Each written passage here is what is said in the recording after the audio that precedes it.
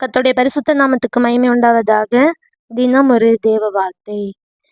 கர்த்தருடைய வேதம் குறைவற்றதும் ஆத்துமாவை உயிர்ப்பிக்கிறதுமாயிருக்கிறது.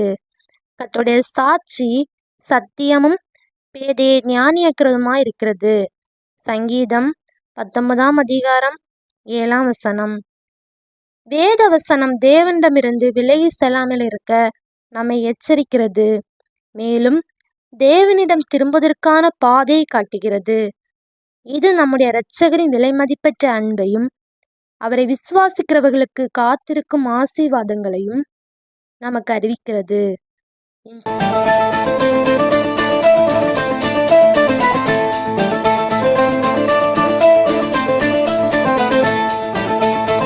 வேதம் வாசித்து ஜெபிக்க மறக்காதீங்க. கர்த்தர் உங்களோட இருந்து வழிநடத்துவாராக. ஆமென்.